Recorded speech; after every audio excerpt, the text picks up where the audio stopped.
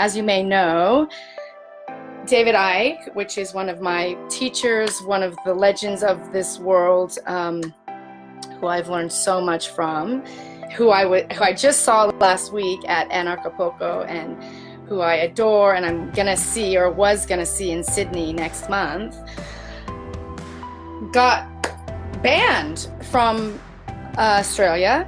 And so yeah, now I don't know what's going on. I woke up this morning, funnily enough, I came home from Mexico, and I woke up at 2:20, which was, funny enough, that's my birthday. So it was my birthday, and my eyes were like hardly awake, and I got a message from my friend, one of my friends, Helen, from Australia. And I get messages sent to me all the time, so I just thought this was another message of 5G or, whatever craziness is in the world that's happening.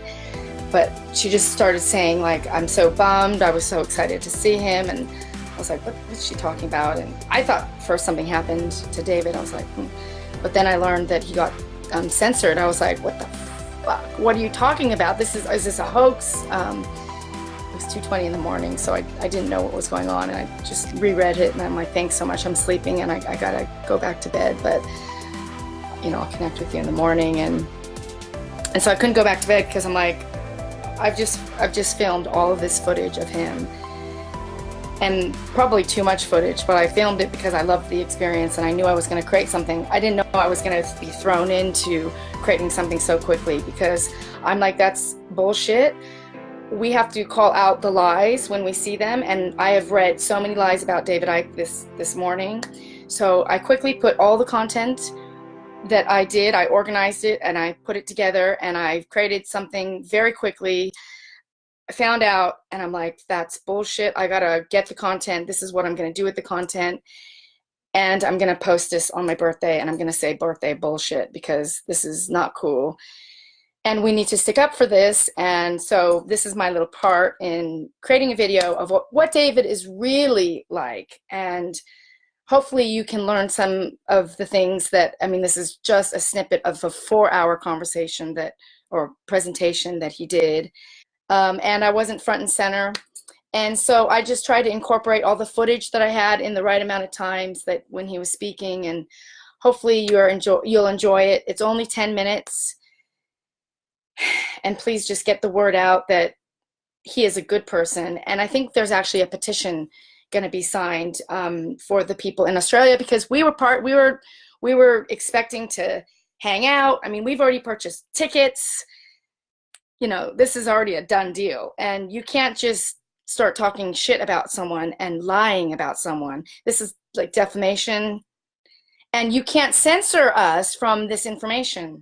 Just because it doesn't agree with you and your beliefs doesn't mean that it doesn't agree with other people's beliefs. And I was with about 3,000 people over the week who also saw David Icke, who absolutely shares the same message that we all need a little bit of David in our lives. And Australia was very much looking forward to seeing him. I know I was, and my friends were as well. So. Oh, what a welcome! What a welcome in Mexico. I remember Mexico covering the World Cup in Mexico City in 1986. Mexico, rah, rah, rah. I saw this a few weeks ago. Mainstream media didn't like it. 60% of Britons believe in conspiracy theories. What does that mean? We believe the government frickin' lies to us. That's what they're saying. And that's another expression of it. And so we're at this cusp now, where we go to the left, we keep going the way we are, and we will enter this global fascist dictatorship. But we go another way. We take another perceptive road, and we'll be able to experience a freedom that people alive today would never have experienced before. And rule number one, our mind is our own, no one else's. We think with it what we choose to think with it, and no one else can dictate to us, or do we allow to dictate to us. And George Orwell said in the book 1984, freedom is the freedom to say that 2 plus 2 equals 4. If that is granted, all else follows. And the reason that is so important, and we're seeing it now, is if you can say 2 and 2 equals 4, then we live in a world of fact. Once you concede for a quiet life and through intimidation, accepting 2 and 2 equals 5, when you know it doesn't, we're in a world of no fact. We're in a world of war is peace, freedom is slavery, ignorance is strength. So we need now to stand up and not concede our uniqueness to this. We see what is happening, or at least some of it. This is the key. We don't see why it is happening. And it's in the why that the curtains open and the penny drops. The whole point of postage stamp consensus is to keep you in a sense of apartness. So you see the pieces, but you don't see the picture, which happens when you fit the pieces together. But connect the dots between all these apparently unconnected subjects, people, things, and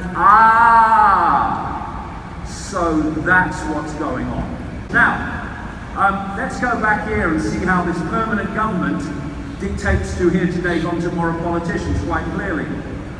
These people will have come into office with different promises, different things they said they would do and wouldn't do. But there are so many parallels. First of all, Republican Bush and Labour Party Blair lied after 9/11 to justify the invasion of Iraq. They then disappear and their opponents come in, Democrat Obama and Conservative Party David Cameron. The same people who told us there were weapons of mass destruction in Iraq, same people, when they knew they weren't. Why did they tell us there were weapons of mass destruction in Iraq?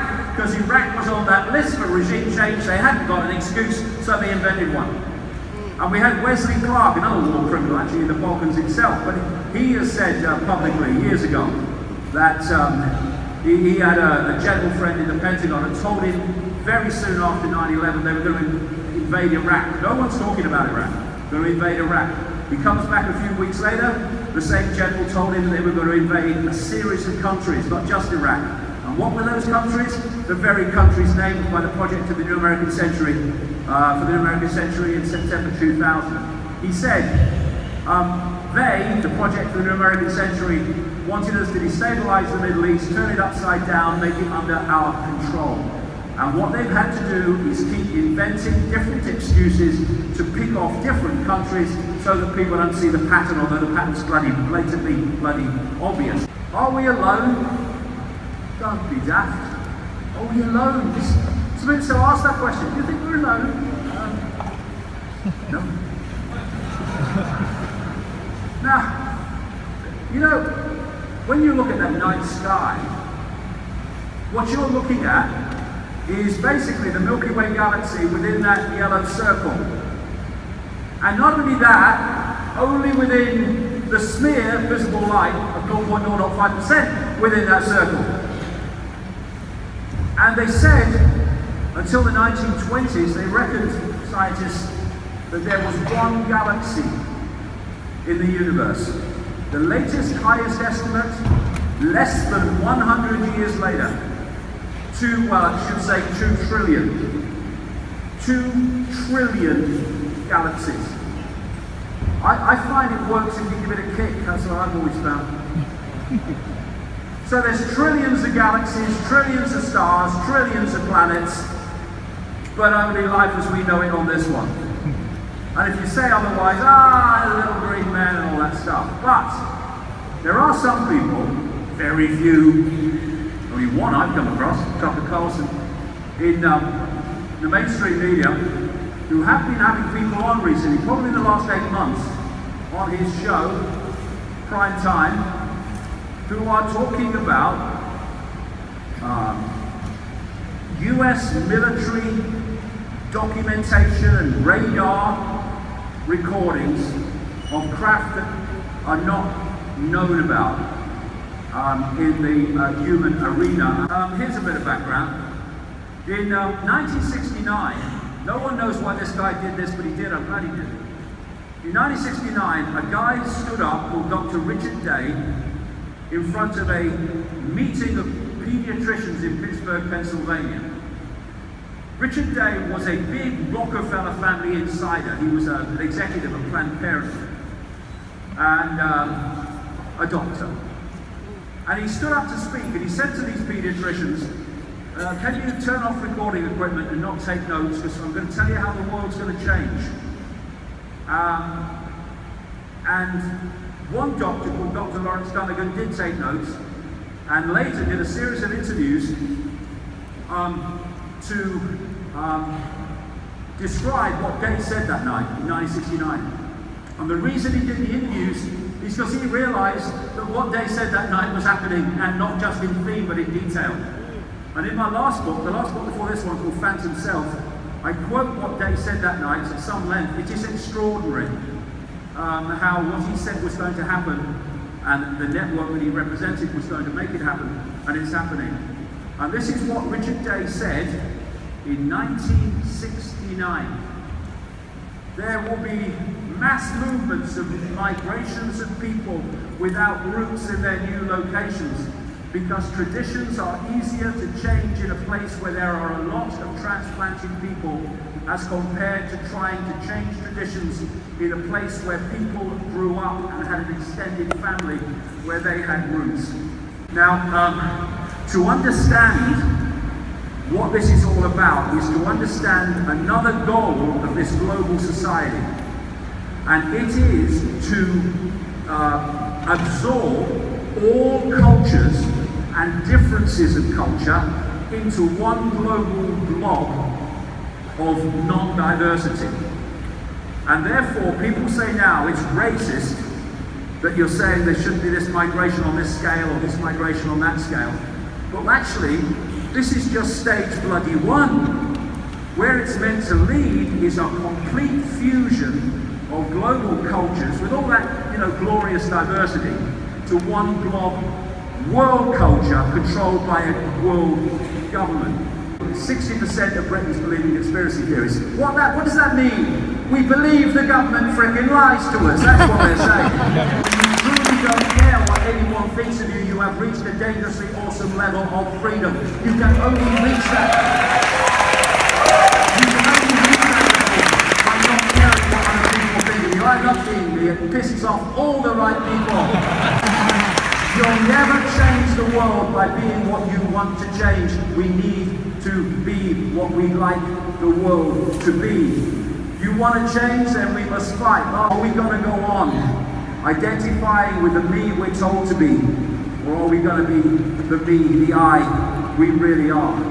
The power of non-violent, non-cooperation. There's 7.5 billion people. The number of people knowingly manipulating is a handful. Non-violent, non-cooperation with that handful, that system, will mean it cannot function. We must protest, okay, fine. But if people protest and then go home and just carry on as before, nothing's going to change. This time has come. Thank you very much.